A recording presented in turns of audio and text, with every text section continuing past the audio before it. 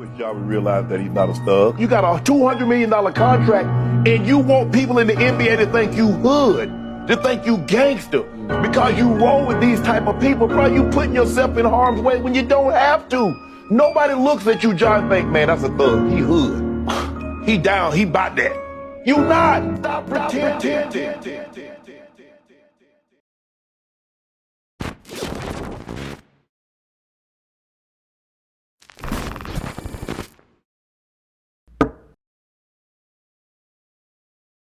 Are you in a gang? No, we can't start like that. Okay, you don't have to tell me, I'm not a cop.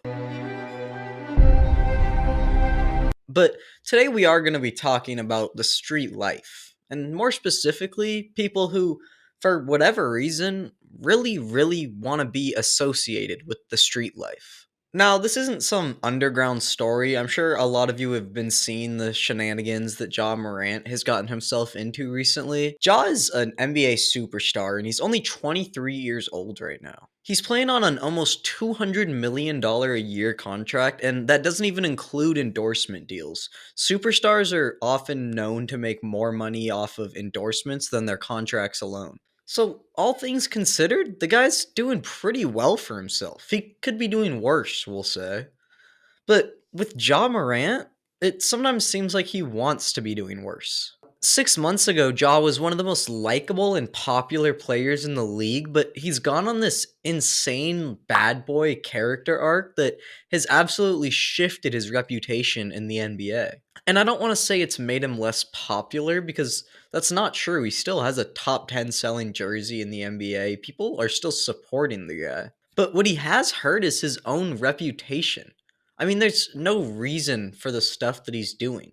I want to run through it all. We can go case by case and see exactly what he did. Most of these are just kind of random acts of aggression and assault. And I said the last 6 months because that's kind of when all this has come out, but some of these accusations against Ja go back really far.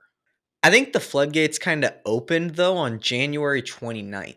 This day, Ja Morant and the Grizzlies hosted a game against the Pacers. And one figure you're going to want to familiarize yourself with throughout this story is Ja Morant's father, T. Morant.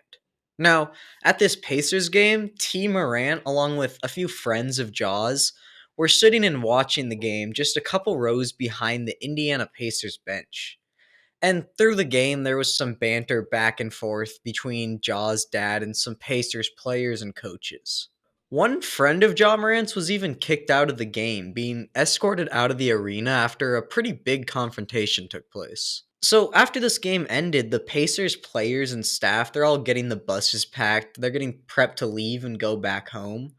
And when that was happening, Ja Morant and a group of his friends that was described as an entourage pulled up on a group of Pacers staff members. They were kind of just troubling the members of the Pacers staff, and reports of this incident say that the two parties engaged in a shouting argument that lasted for about 15 minutes. And real quick, what are you shouting about for 15 minutes that doesn't inquire one of you guys to step forward or to leave? Like, I'm kind of picturing them in sort of a Pitch Perfect-esque scene. What do they call those things when they're singing against each other? But eventually, both parties got in their own cars and drove off. When leaving, the Pacers staff noticed something a little off. There was a red laser pointed at their chests.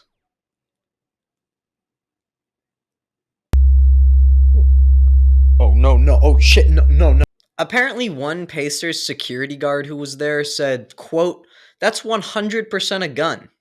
But somehow in this scene, no charges were filed. And that's what you're going to notice a pattern of throughout these is that Ja Morant would get away with these arguably illegal acts of aggression, but somehow, time and time again, get off scotch-free without charges. That is until the Washington Post article that blew everything up at once and brought a lot of these stories to the public. That whole encounter was just one of them. That would look pretty bad for Ja on its own, but it's the fact that it's been a part of a collection of similar stories that all paint the same picture of Ja that make this a really serious situation. Now, another story was said to have taken place about a year ago, but it didn't come out until this same time period where everything was just going downhill for Ja. But it takes place last summer, and it involves Ja Morant and a 17-year-old boy. So Morant invited this 17-year-old who hasn't made his identity public over to his house to play basketball with him. Weird enough that an NBA star would invite a 17-year-old over to hoop, but I don't know Ja's connection to the kid, so whatever. The two played pickup, but it eventually got pretty heated with the kid guarding Morant. Story goes that they started tossing the ball at each other back and forth until one of those tosses hit Morant square in the face, and that really set him off. Morant pounced on the kid. The boy reported that he hit him about 12 or 13 times, adding that a friend of Morant's who was also present made sure to jump in and get in on the beating too. Eventually, the two got off the beaten kid, and Morant went somewhere inside the house. The 17-year-old got up and quickly made his way to his car because I guess he didn't like being beaten by two adult men. But as he gets to his car, Ja comes back out of the house. According once again to the account of the boy, Ja came out with a gun visible in his waistband. Although the boy says Morant never pulled the gun on him, he did say that he saw Morant clearly stick his hand on it before the kid sped up and left the house, because I guess he didn't like getting threatened with a gun either. Weird kid. Once again, though, Ja, not charged in this incident. And when it was brought to him, he didn't even really deny it much. He just kind of claimed he was acting in self defense. The last incident that sparked this kind of criminal personality for Ja was with a mall security officer. The guy is really getting around everywhere. Ja and his friends were in a shoe store, and he got into a little argument with an employee of the store. So, mall security came up and they said to all of their friends that they had to leave the mall. But Ja and his friends didn't really like that idea too much. So, after this, another verbal argument breaks out, and this one actually escalates a little more to the point where police were called to the scene. The situation came to a head when one of Ja's friends allegedly pushed a security guard in the head. Like, pushed him in the head? I guess. And as Ja and company finally started to leave the mall, police say that they heard Ja himself shout, quote, "Let me find out what time he gets off." What, are you gonna push him in the head again? Because no, don't don't do that. And big shocker here coming, I know. Ja Morant was not charged in this incident either. He's continually getting off with these incidents that really don't look good for him. Those three are kind of the main trifecta of stories that he's in hot water for. There was also, of course, the video of the strip club with him showing off a gun to flex, I guess. And that's the one that actually got him suspended from the NBA. I don't know, man. It's just like he's trying to get himself into trouble.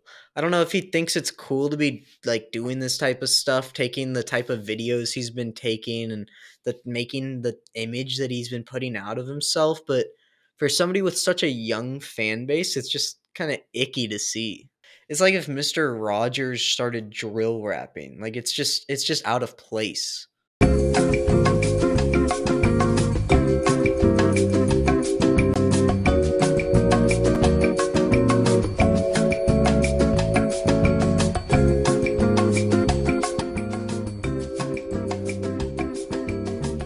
Whoa, dog in space. How'd you get up there? Oh my god, he's so chill. Wow, look at that dog. Whoa, dog in space. I mean, the memes spawned from this situation have been amazing, top tier. Don't get me wrong, I can admit that, but it just seems like he's trying to be someone he isn't, I guess.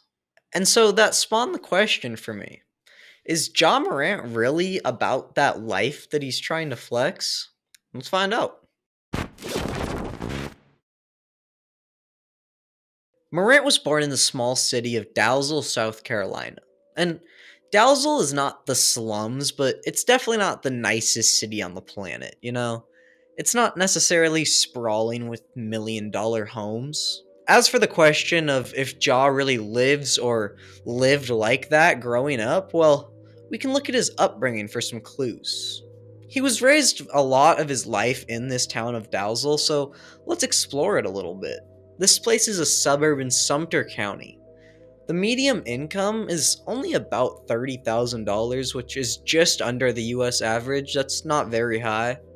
It's not flooding with wealth for sure, but it's not necessarily flooding with crime either. Dalzell has a below average crime rate, and though it's definitely not the nicest place, you're not living in the hood. It's not Chicago, it's not Compton. But it still isn't a dream spot to be, and most online sites really don't hype up the city. And for a young Ja Morant, this mid tier city, it's home. He wasn't struggling, not nearly as much as a lot of other dudes do. Both of his parents worked and both were in the picture, supporting Ja all along. His dad and him would even practice hooping in the front yard a lot, and Pops went out of his way to teach Ja Morant some of his stylish moves, including the step back jumper. But the best thing his dad may have done for him was go out and buy Ja some tractor tires so that he could practice jumping with a softer landing. And those seem to have worked out pretty well. So you can see that this life doesn't seem like the childhood of someone in the streets per se. I mean, sure, Ja can still flash a gun around his face and threaten people and act hard, but it just kind of seems like more of an act. And that's not necessarily bad. Tons of people put on that sort of I'm from the streets act when the closest thing to the streets they know is that like blood hand sign. It can be an image that people just want to go out of their way to portray themselves as, which, I mean, sure, do your thing, but seeing someone like Ja Morant try to do it is just non believable. It literally can't fool anyone. Everybody knows how much money NBA players make. Everybody knows Ja went to a nice school for 3 years, and we all saw who he is the first few years he was in the league, who he really is. He had this likable face. He had like the potential to be the face of the league, and it's gone down fast. There is one thing about Ja's childhood that has come up recently, though, and we can explore through that a bit. An old Instagram account that looks like it belonged to a young Ja was recently discovered, and exploring through it is a great time. The fact that these came out in the midst of Ja being suspended and in trouble for everything we've talked about did not look good for him. The timing was awful. You'll see why. He's got almost 50 total posts, and you can see the account's kind of been discovered by multiple sources. It's blown up a bit. But he gets off on the right foot with his very first post, captioned, "Ain't nobody greater." Damn right, Ja. Next post, he instantly turned the heat up. "Drug money can buy you what you want." Okay, Ja. Okay, I believe you. You're from the streets. Okay. Just that face. But yeah, the rest of the account is quite literally just a lot more of this stuff. And I don't say that lightly. You can't tell some of the posts apart. They're 95% selfies with cringy captions. Now, to be fair to Ja, a lot of these captions aren't his own declarations for the streets and killing people like a lot of people thought. They're just song lyrics, which that's pretty normal. A lot of kids post with song lyrics, but man, I don't think a lot of kids posted like Ja. Here's my favorite. It's presumably his little sister on the ground, captioned, "Me and my sister been play fighting." Are you sure, Ja? She doesn't look like she's having fun, Ja. But all jokes aside, this account's pretty funny to me. I think people really overreacted to it at first, and again, it's just the timing of when it came out that made it like a bad situation for him. But really, I mean, it doesn't matter. It's just a kid posting. And you guys got the main gist, the entire gist of the account already. I'll flash a few more of the posts on the screen right now. They're pretty fun. You can pause and read these, or you can just find the account and look at them all. It's still up. Now, while I do find these funny and I think people overreacted, I do think they seriously show one thing. These photos and captions prove that Ja's desire to be seen in this way, his wish to be looked at as hard, it goes back. He's been at this for a while now, for over a decade, which makes sense. As we find out more and more about this situation, it really starts to unveil the picture to me that Ja Morant isn't this terrible role model who hurts people and has ops he has to carry a gun for. I think he really is a good dude, but according to all of what we've seen today, it seems like sometimes, even if he's in an okay spot, Ja Morant wants to be seen as the bad dude. Sometimes he wants to be that guy, the dude everyone's scared of, the cool gangster, whatever you want to call it.